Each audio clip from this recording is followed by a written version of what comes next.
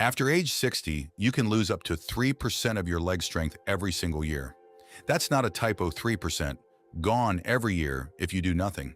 But in Japan, where people live longer than almost anywhere on Earth, seniors are using 6 simple movements to reverse that decline. No gym, no equipment, just a chair and 5 minutes a day. Stick around because exercise number 4 is the one physical therapists say changes everything. This gradual loss of muscle is called sarcopenia, and doctors will tell you it usually starts in your 30s, quietly at about 1 to 2% a year. But research shows that after 60, that rate speeds up and your legs are hit the hardest because they carry your whole body every time you stand, walk, or climb stairs. Strong legs aren't about looking fit. They're about independence, being able to get up from the floor, catch yourself if you trip, or carry your own groceries without help. Here's what's interesting. Japan has one of the highest life expectancies in the world, and researchers who study Japanese longevity communities keep finding the same pattern daily: low-impact leg movement built into everyday life. One study on a gentle Japanese movement practice called Tai Chi Yuttari found that people who did it regularly lived longer and stayed independent longer than those who didn't. That's the foundation for what you're about to learn. Before we start, if you have a joint replacement, severe arthritis, or any condition your doctor watches closely, check with them first. And always listen to your body. Mild muscle effort is normal, sharp pain is not. Today I'll walk you through 6 exercises: the Radio Taiso squat, the floor to stand transfer, the wall sit, standing calf raises, the standing hip guard, and the Tai Chi weight shift. All you need is a sturdy chair, a wall, and a bit of floor space. A mat is nice, but optional. Some of these you can do sitting down if standing is hard right now, and I'll show you both versions. Remember, it's never too late to build strength. Studies on people well into their 80s and 90s show muscle still responds to training. Let's begin. Exercise 1 is the Radio Taiso squat. This comes from Japan's most famous morning exercise routine, practiced by millions for over 100 years. It works your quadriceps, glutes, and calves together, and it's gentle enough to do every single day. Here's how. Stand behind your chair, holding the back for balance. Rise up onto your toes, then lower your heels while bending your knees into a shallow squat, only as deep as feels comfortable. Rise back up onto your toes as you straighten your legs. Move slowly, breathing out as you squat, breathing in as you rise. Aim for 10 repetitions, resting, then one more set of 10. If a full squat feels like too much, just do the heel raises alone, holding the chair the whole time. Avoid locking your knees at the top and avoid squatting so deep that your knees pass your toes. Exercise 2 comes from Okinawa, home to some of the longest living people on the planet. Researchers noticed that Okinawan elders sit and rise from the floor dozens of times a day, and that simple habit is linked to a longer, more independent life. But here's what really surprised scientists. The ability to sit down and stand up smoothly has become one of the most studied predictors of lifespan in all of aging research. In one major study published in a European cardiology journal, adults between 46 and 75 who scored highest on a sitting-rising test were about 6 times less likely to die from heart disease over the next decade, and roughly 4 times less likely to die from any cause at all, compared to those who struggled the most with the movement. Another large study of over 2,000 adults found that every single point improvement on this kind of test was linked to a 21% better chance of survival in the years that followed. Think about that. A simple floor transfer, practiced regularly, is one of the strongest low-tech predictors doctors have found for how long and how well you'll live. Let's break the movement down step by step. If getting to the floor is comfortable for you, start standing, then lower yourself down using one hand on the floor or a nearby support for balance. Don't just drop onto your knees. Once seated, pause for a moment, then plant your feet, lean your chest slightly forward over your knees, and push up through your legs to stand, using your hands as little as you can. Do 5 slow, controlled repetitions, resting between each one if you need to.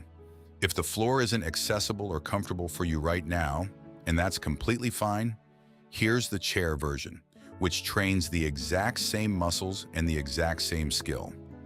Sit at the front edge of a sturdy chair, feet flat on the floor and slightly under your knees, arms crossed over your chest. Lean your chest forward slightly, then stand up using only your legs. No hands, no rocking momentum. Pause standing for a second, then sit back down slowly, controlling the descent rather than dropping into the seat. Do 10 repetitions. A few safety notes worth repeating. Always have something sturdy within arm's reach. A chair, a countertop, a wall, in case you need it. If you have hip or knee replacements, ask your doctor whether the floor version is appropriate before trying it. And if you ever feel dizzy or lightheaded standing up quickly, that's a sign to slow down and stand up more gradually, pausing halfway if needed. Exercise 3 is the wall sit, a favorite in physical therapy clinics, including many in Japan, because it builds real quadriceps strength without putting repeated stress through the knee joint the way squatting or lunging can. Here's why this matters specifically for people over 60.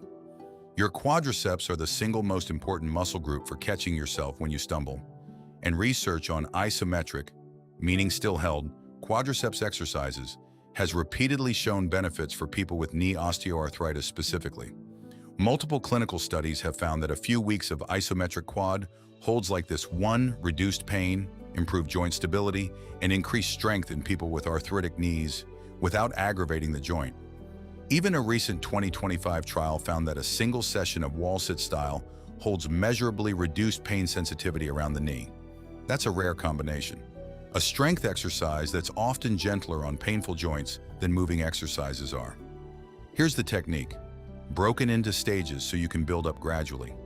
Stand with your back flat against a wall, feet shoulder width apart, about 2 feet out from the wall. Slowly slide down until your knees are bent, anywhere from a slight bend to a 90-degree angle, whatever feels manageable today. Keep your back and shoulders pressed flat against the wall the entire time. Don't let your lower back arch away from it. Hold that position for 10 to 15 seconds to start. As this gets easier over the coming weeks, you can progress in 2 ways. Hold the position longer, working up toward 20 or 30 seconds, or bend your knees a little deeper each week, moving gradually toward that 90-degree angle. Do 3 holds total, with a full rest in between each one. This is quality over quantity. Breathe normally throughout. This is one of the exercises people most often make the mistake of holding their breath during, which can spike your blood pressure unnecessarily. If you feel sharp, pinching pain in the kneecap itself, ease up on the depth of the bend. A burning, fatigued feeling in the thigh muscles, on the other hand, is exactly what you want to feel. That's the muscle doing its job. Here's the exercise I promised you, the one many physical therapists consider a game changer. Standing calf raises. Your calf muscles are what push you forward with every single step, and they're what catch you the instant you start to stumble on uneven ground.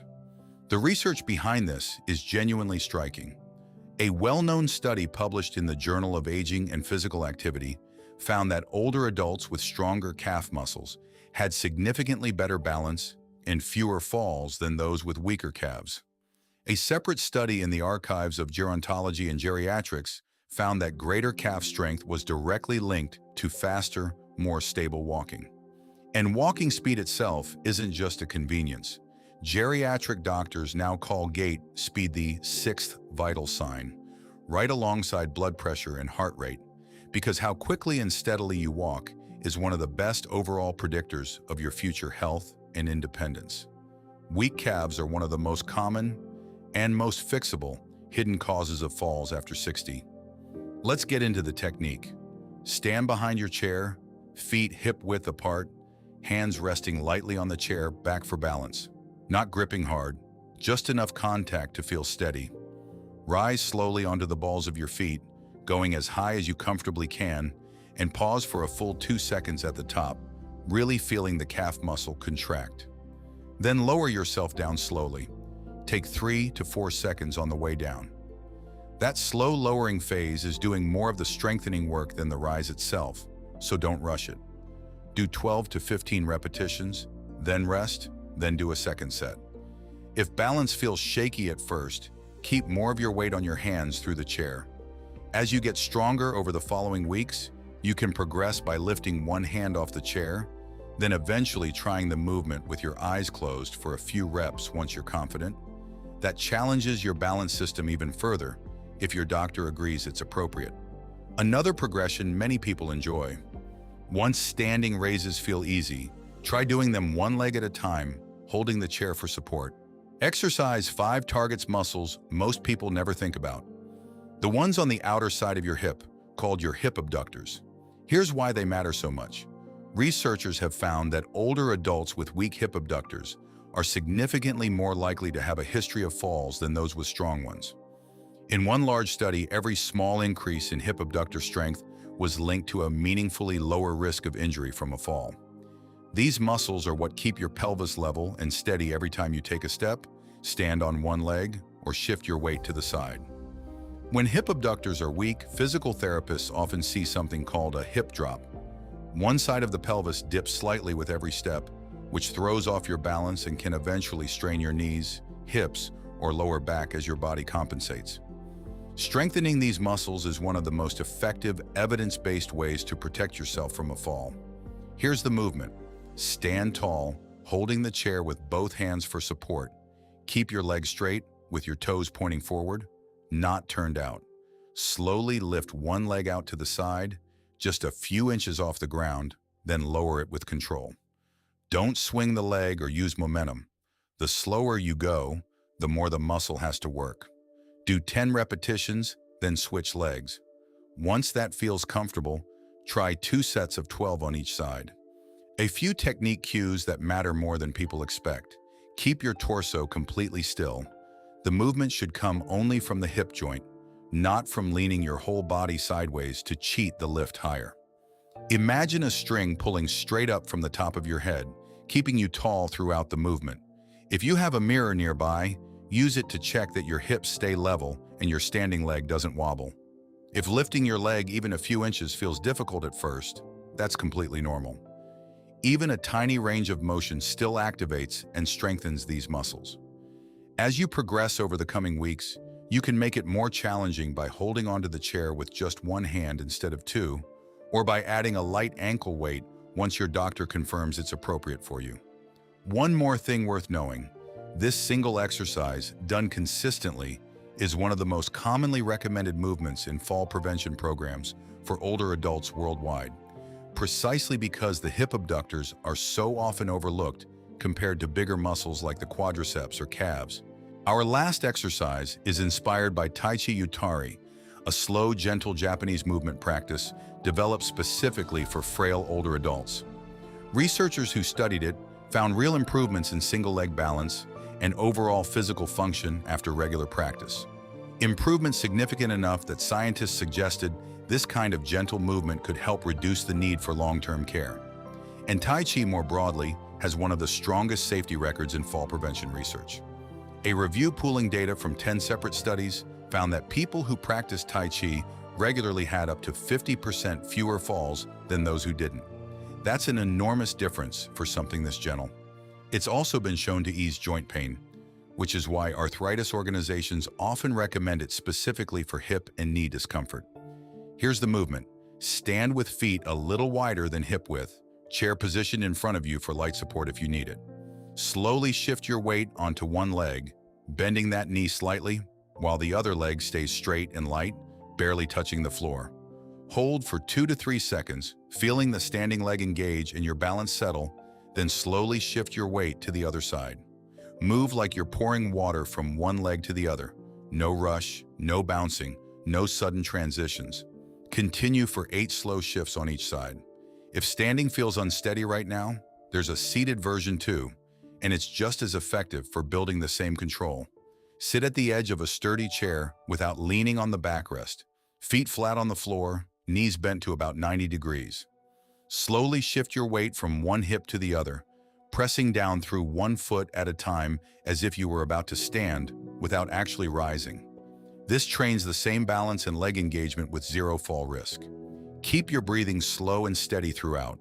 In through the nose, out through the mouth. In Japan, this practice is done almost like a moving meditation. The goal isn't to rush through repetitions, it's to feel completely in control of your own body with every single shift. Let's quickly recap. The Radio Taiso squat, the floor to stand transfer, the wall sit, standing calf raises. the standing hip guard, and the Tai Chi weight shift. Together, that's less than 15 minutes a day.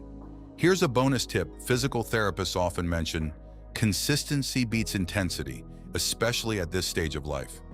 Research on strength training in older adults shows that moderate effort, done regularly, produces real, measurable gains. You don't need to push yourself to exhaustion for these exercises to work. What matters far more is frequency. Most guidelines suggest 3 to 4 sessions a week for the best results. And even people who start with very limited strength or mobility see meaningful improvement within a matter of weeks. A simple trick that helps many people stick with it: keep a small note on your phone or a piece of paper on the fridge, and just put a check mark each day you do these exercises. Seeing that visual streak build up is often more motivating than any app or tracker. Most people notice their legs feeling steadier, less tired on stairs, and more confident walking on uneven ground within 2 to 4 weeks of consistent practice. And the improvements tend to keep building the longer you stick with it. If this helped you, hit subscribe and tap the notification bell. Every week I share simple science-based ways to move better and stay independent as you age. You don't need to be who you were at 30, you just need to move a little every day starting now. See you in the next one.